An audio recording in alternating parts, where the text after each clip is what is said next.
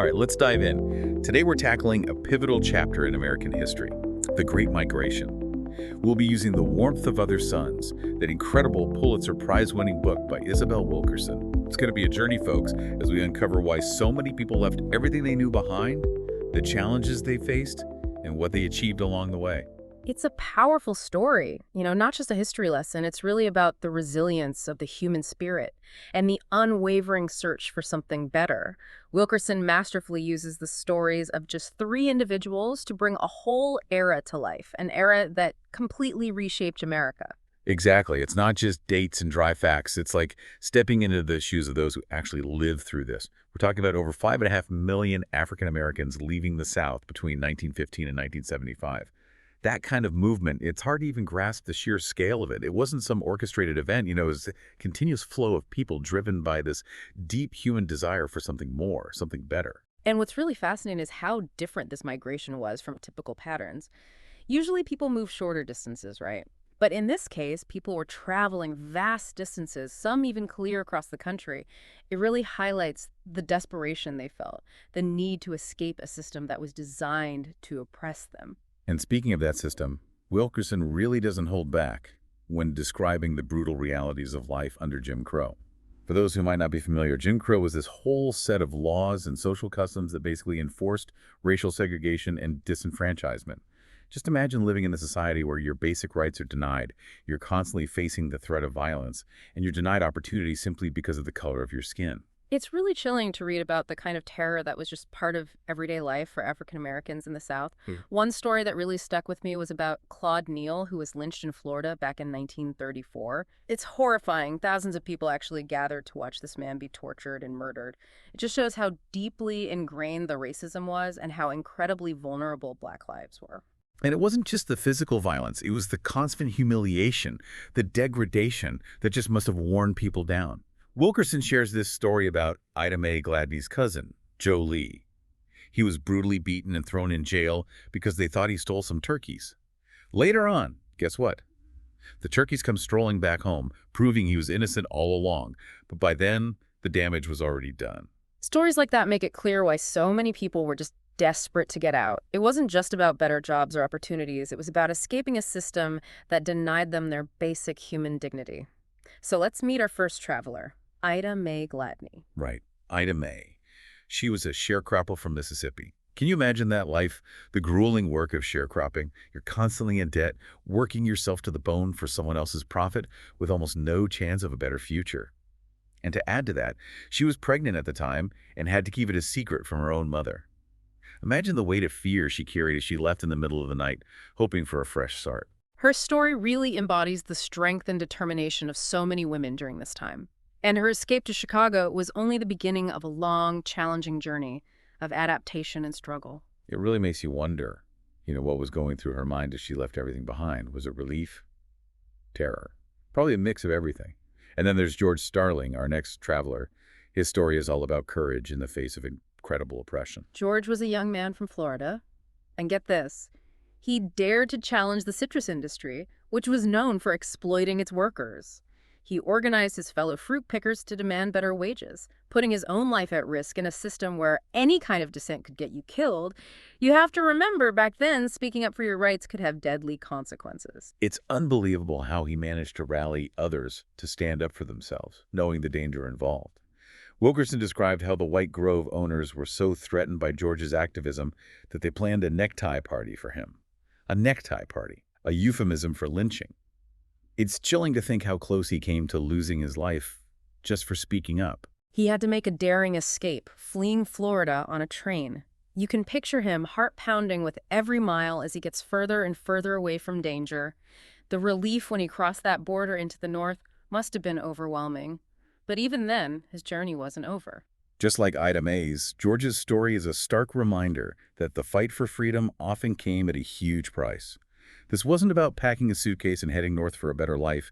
It was about escaping a system that was designed to control every single aspect of their lives. Absolutely. And now we have Robert Foster, a doctor from Louisiana who set his sights on California. Robert's story highlights how complex and insidious racism was, even in a profession where skill and knowledge should have mattered most. Imagine this. You're a qualified doctor but you can't even work in a hospital just because of your race. Robert was forced to perform surgeries in people's homes, constantly being humiliated by white doctors. Yeah. Wilkerson even talks about this one particularly heartbreaking incident where he was actually denied the chance to deliver a baby, even though he was the attending physician, simply because the patient was white. He had to stand aside and watch a white doctor take over. It's a stark reminder of how deeply embedded racism was in American society. Here was this educated, skilled man constantly being reminded of his place in a system that wanted to keep him down. It makes you think about all the talent and potential that was wasted because of prejudice. And it wasn't just Robert who felt the limitations. His wife, Alice Clement, was the daughter of Atlanta University's president. She was accustomed to a level of respect and privilege that Robert could only dream of. You can see why they longed for a life where their talents would be recognized, not judged by their skin color. Absolutely. Their decision to leave the South was fueled by this deep desire for something more, a belief that they deserved better. Like millions of others, they were drawn to the promise of the North and West, places that seemed to offer opportunity and equality. But, as Wilkerson so brilliantly reveals, the reality wasn't quite that simple, was it? Not at all. While the North and West did offer more freedom, there were new challenges waiting for them. Discrimination, segregation, economic hardship. It wasn't just trading bad for good, it was stepping into a whole new set of complexities. When we left off, our three travelers, Ida Mae, George, and Robert, they were all at these crossroads, standing on the edge of new beginnings.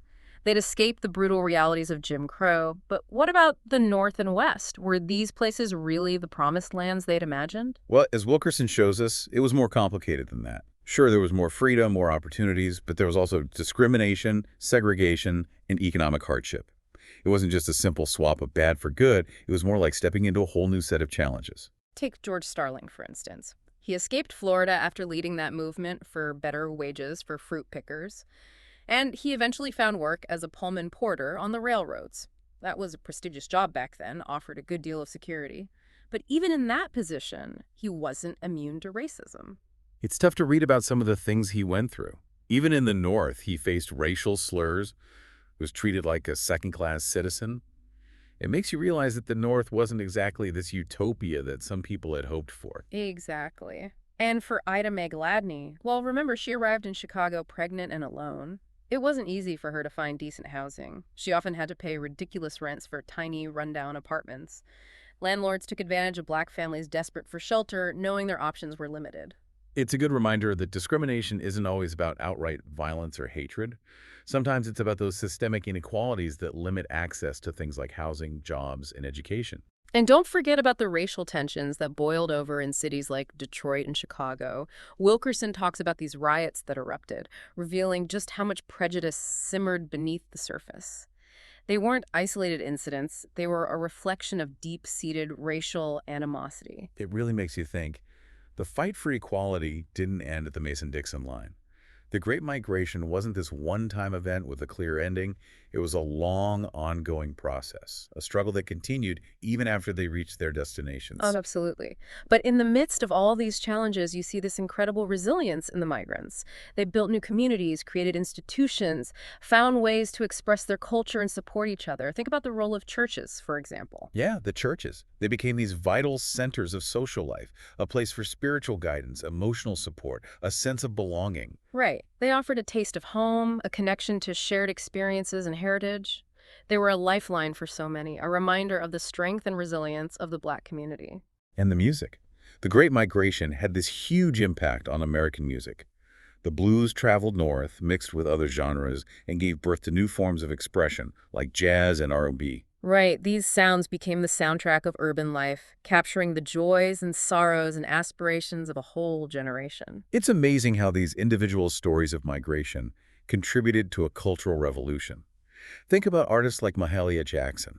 She left New Orleans for Chicago and brought the power of gospel music to a wider audience, influencing generations of musicians. And then you have literary giants like Richard Wright and James Baldwin, whose works really captured the complexities of Black life in America, drawing inspiration from those who had made the journey north. Their words gave voice to the hopes, dreams, and frustrations of a people trying to navigate a changing world. It's remarkable how the Great Migration spurred this cultural shift. It wasn't just about people moving. It was about ideas and traditions and artistic expressions, finding new homes and changing in all these unexpected ways. And the economic impact can't be ignored either. The influx of black labor transformed industries in the North and West. They filled jobs in factories, steel mills, meat packing plants, contributing so much to the growth of their new homes. You're absolutely right. They became essential to the workforce, powering the American economy. But as Wilkerson points out, their labor often came at a price: exploitation, low wages, dangerous working conditions. And they were often shut out of labor unions, which meant they had even less bargaining power. That's a really important point. The Great Migration wasn't just about finding any job, it was about fighting for fair treatment and equal opportunity in the workplace. It was about pushing back against a system that had always exploited black labor. And their struggles laid the groundwork for the civil rights movement, which really gained momentum in the following decades. Right. By speaking out, by demanding better treatment, they planted the seeds of change. Exactly. The Great Migration wasn't just about finding a better life for themselves, it was about paving the way for future generations. And its impact went way beyond those who actually migrated. It's incredible to see how these individual acts of courage, these journeys, ended up contributing to broader social and political change. It reminds us that history isn't just about big events, it's about the choices and actions of everyday people. And speaking of individuals, let's go back to our three travelers, Ida Mae, George, and Robert. Each of them achieved some level of success in their new homes. Ida Mae, she found work as a domestic worker and was able to provide for her family. And George, well, even though he faced discrimination on the railroads, he took pride in his job as a Pullman porter. It gave him a sense of purpose and dignity. And Robert, that ambitious doctor, he eventually built a successful medical practice in California. He achieved the professional recognition that had been denied to him in the South, but their stories also show that racism and inequality remain constant challenges. That's right. Even with their successes, they still faced prejudice, limitations, and discrimination. Their stories are a real testament to their resilience, their ability to overcome adversity. And they remind us that the fight for equality is never truly over. The Great Migration wasn't a cure for racism, but it was a pivotal moment in the long struggle for civil rights and social justice. It's a legacy we all carry, a reminder that the fight for a more just and equitable society is a journey that continues to this day. And in the next part of our deep dive, we're going to explore the lasting impact of the Great Migration and see what lessons we can learn from this incredible chapter in American history. We're back for the final part of our deep dive into the warmth of other suns. We followed Ida Mae, George, and Robert, seeing them flee Jim Crow and navigate new lives in the North and West. But their journeys, along with millions of others, bring up a bigger point, don't they? Yeah, exactly. The Great Migration wasn't just a collection of individual stories.